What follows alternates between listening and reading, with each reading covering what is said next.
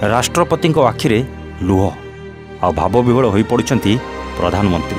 पाखरे थिबा समस्त अधिकारी आखिरे लुहर वर्षा आ देखुवा लोक मैंने केमिति बा अटकाई पारिबे तांको आखिर लुह को। ए दृश्य एमिति एक दृश्य जहाँ दौलाई देछि सारा विश्व को। खाली सारा विश्व नुहे आपण देखले मध्य आपण भी दोहली जिवे। जड़े वीरत्वर माँ आउ जड़े वीरत्वर स्त्री निज स्वामीर वीरत्व और वीरगति को मन पकाई आखिरु आसी जाइछि लुहर धार।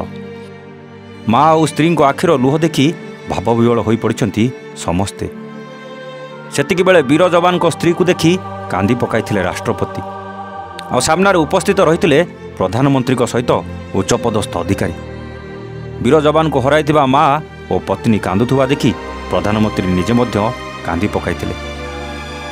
गत शुक्रवार दिन राष्ट्रपति द्रौपदी मुर्मू उत्तर प्रदेश देवरियार कैप्टेन शहीद अंशुमान सिंह को वीरत्वर कीर्तिचक्र सम्मान में सम्मानित कराइछंती।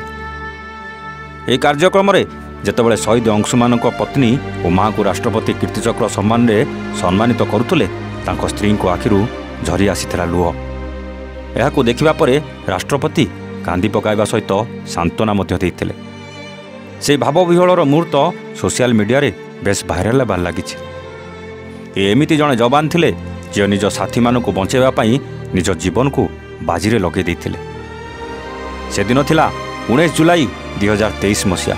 सियाचिन ग्लेशियर रे जवान को ठंडार गरम रखिबा पई एक टेंट करा जायथाय। अचानक एई टेंट रे निया लागि जायथिला। सेतिरे अनेक जवान थिबा बेले अंशुमान सिंह समस्त जवान को बचाइबा पई टेंट भीतर को पशि जायथिले। नियारू 4 जण जवान को सुरक्षित भाव में बाहर करथिबा बेले निजे सेतिरे फसी जायथिले। कैप्टेन अंशुमान सिंह जळुथुवा नियारे पोड़ी हो जाइतिले। तांको हेलिकॉप्टर जोगे हॉस्पिटल निया जाइतिला। चिकित्साधीन अवस्था कैप्टेन अंशुमान सिंह को मृत्यु हो जाइतिला। एई वीरत्व पई अंशुमान सिंह को कीर्तिचक्र सम्मान में सम्मानित करा जाइछि। निज स्वामी और पुओ को मन पकाई कांदिथिले माँ और पत्नी। Bureau report A1 Odia.